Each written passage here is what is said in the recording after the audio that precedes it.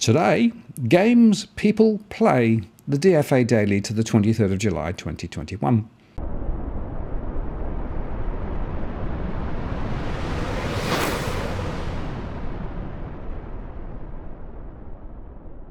Hello again, it's Martin North from Digital Finance Analytics. Welcome to the latest post covering finance and property news with a distinctively Australian flavour.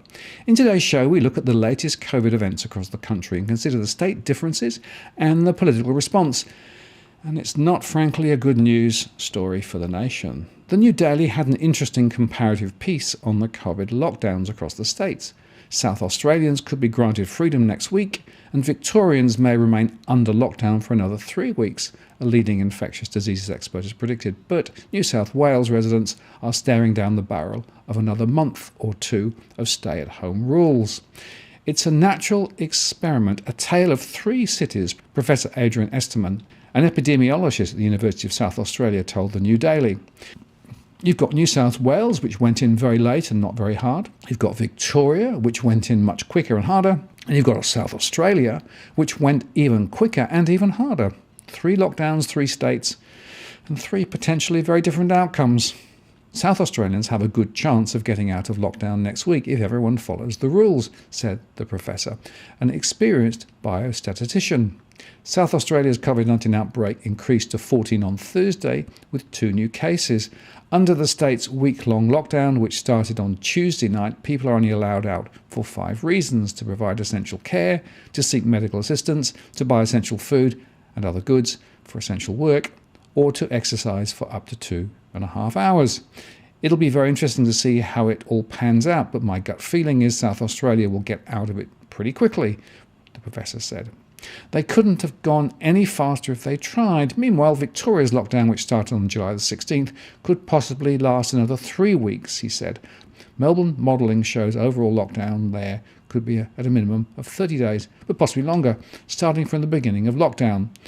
But at least the measures appear to be working. Although numbers have been going up in Victoria with a top of 26 cases recorded on Thursday, the percentage of people moving around the community while infections has been low.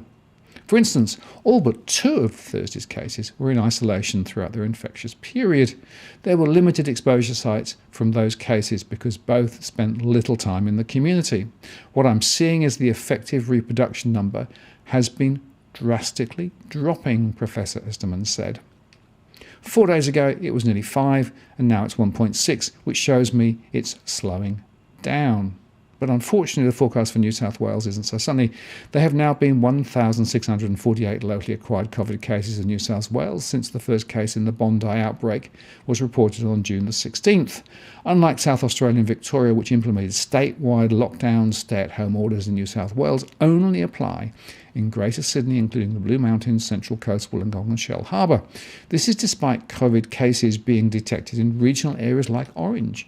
The state's case numbers surged to a daily record of 124 on Thursday, with warnings of even higher numbers to come. Making matters worse is the fact that up to 70 of the latest cases were in the community for part of their infectious period, with the isolation status of a further 17 under investigation. The best case scenario in New South Wales is numbers starting to plateau out, Professor Esterman said. We haven't still the full effects of rigorous restrictions yet. All hell could break loose and we could have another major outbreak, but it looks like it's approaching the peak of the outbreak in New South Wales. Hopefully next week we'll start seeing numbers come down. That could take at least another month or 2, he said. Generally speaking, if it takes 5 weeks to reach the peak, then it might take 5 weeks to come out of it. And that again highlights the differences between the states. And whilst New South Wales, of course, was held up as the gold standard for so long, well, now it's just turned to lead, and there's a moral and important lesson there, in my view. Now, in the conversation, Michelle Grattan, the professorial fellow at the University of Canberra, wrote that Scott Morrison this week more or less trashed Australia's top advisory body on immunisation in remarks that were at best ill-judged and at worst alarming. On Wednesday, Morrison told a news conference he or the government made a constant appeal to the Australian Technical Advisory Group on Immunisation, the ATAGI group, to review its advice on AstraZeneca, according to the balance of risks. On Thursday, he said on radio, "I've just simply said balance of risks is changing, guys. So how is that impacting on your advice? And it's time to think about that. The guys and girls on the ATAGI are obviously as aware as anyone of the changing risk profiles as cases increase. Indeed, ATAGI has already altered its advice on AstraZeneca in the light of the Sydney outbreak. On July the 13th, it said where there was an outbreak and the Pfizer supply was constrained, people under 60 without immediate access to Pfizer should, quote, reassess the benefits to them and their contacts from being vaccinated with COVID-19 vaccine, AstraZeneca, versus the rare risk of a serious side effect. ATAGI, whose members have qualifications in immunisation and infectious disease, is charged with advising the health minister on immunisation issues. There's no doubt its advice on AstraZeneca has been very cautious. It threw a spanner in the vaccination works when it said that Pfizer, of which Australia doesn't yet have enough, was preferred for those under 50 and then raised the age to under 60. This was based on the very small risk of blood clots, which were more likely to occur in younger people. 2 more recent deaths associating AZ and clots were announced by the Therapeutic Goods Administration on Thursday. The people were in their 40s. But it is not the only expert source in Australia taking this position. A paper by the Kirby Institute's Raina McIntyre and other authors published in this month's issue of the international journal Vaccine reported their risk-benefit analysis for Australians aged 18 to 59, compared the risk of AZ vaccination with the risk of COVID infection. The authors concluded in Australia the potential risks of the AZD1222 vaccine in younger adults who are at low risk of dying from COVID-19 may outweigh the benefits. The article also said the latest policy decision to avoid the use of this vaccine in adults under 60 years in Australia is entirely consistent with past vaccine risk-benefit policy decisions when rare but serious adverse events were identified. The author says their analysis, done after the death of a 48-year-old woman, was shared with senior health officials in Australia on April the 8th, 2021. That was the same day that ATAGI advised against AZ for under 50s, with the government announcing this at a hastily called night news conference. It's up to the government whether it accepts whatever ATAGI says, as ATAGI's remit indicates it only advises. And certainly we know ATAGI's advice and the debate it prompted contributed to vaccine hesitancy, including among those for whom AZ is most appropriate, older people. And this is very unfortunate. It would be legitimate, if difficult, and some would say irresponsible for Morrison at any point, to say he thought ATAGI was wrong, that other advisors were telling him something else, and so the government rejected ATAGI's advice. But what he, a leader with his back against the wall because of the Pfizer shortages and the rollout shambles, should not do is to try to lean on an supposedly independent expert group to change its advice. The PM's aim seemed obvious. If ATAGI was pliable, he could say, this is the new health advice, everyone should follow it. He would have the best of all worlds, or perhaps not, if and when ATAGI changes its advice from now on, even if the PM's view has nothing to do with that change, will it have the same credibility?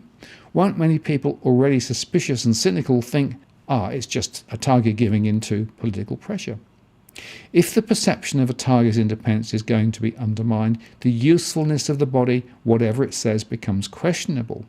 At his Thursday's news conference, Morrison tried to respin his pressure on ATAGI.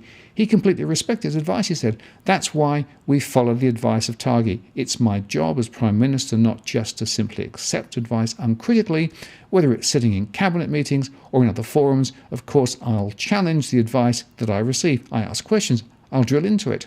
You would expect me to do that. I think Australians would not expect me just to take their advice simply on the face of it. Actually, on numerous occasions, the government has made a virtue of just accepting health advice without question. In the Australian Financial Review, 2 economists, Ashley Craig and Matthew Lilly, have criticised ATAGI for not building into its recommendations social benefits versus risk. They write, ask yourself whether ATAGI made the right call by refusing to properly account for social benefits in its advice, which encouraged millions of Australians to delay vaccination. It's not too late to change this message. With millions stuck in lockdowns, ATAGI could instead be emphasising how accelerating vaccinations will make society better off. This, however, seems wrong-headed. ATAGI is a narrow, specialist vaccination advisory body. You wouldn't ask Treasury to assess the effectiveness of Pfizer against AstraZeneca. A target advice is part of a wider picture, which government has the job of bringing together into one frame. The Atagi episode is just the latest chapter in the evolving story of the role of health experts in this pandemic. Early on, their status was substantially unquestioned. Morrison and the leaders consistently referred and deferred to them. But then health officials, especially at state level, became controversial figures accused of being political. Although the federal bureaucrats have not been targets in the same way as state officials, there has been a growing perception their advice is influenced by the political needs of their masters. This makes it all the more important that independent advisory groups like Atagi are not perceived as having a political tinge. As Morrison struggled with what he was saying or not saying about Atagi on Thursday, he did what he hates doing to get the media off his back on another front. He'd been under pressure for earlier refusing to say sorry for the rollout problems. He'd resisted the word, preferring to say he took responsibility. But on Thursday's new conference, he said, "I'm certainly sorry that we haven't been able to achieve the marks that we'd hoped for at the beginning of this year. Of course I am." He had decided, or had been persuaded, that the sorry question wouldn't go away without being dealt with. It might be harder to put the Atagi question to rest, she said. And here I want to make the point that we have to unscramble politics and the medical advice clearly. It's very important that we actually get a good view based on good information. Unfortunately, a lot of the information that we're getting at the moment is scrambled through a political lens, and that makes it very hard to make good decisions for anyone, let alone at a political level, and let alone also at a local or individual level. This needs to change, and quite quickly, because at the moment it's all scrambled. That leads to confusion, that leads to bad decision making, and that leads to more politics and more spin. My perspective is that the current government are excellent at spinning. They think they're excellent at marketing when they're not. But in terms of actually tackling the critical issues at the right level, at the right time, I'm afraid I give them a big fail at the moment. I'm Martin North from Digital Finance Analytics. Many thanks for watching, and I'll see you again next time.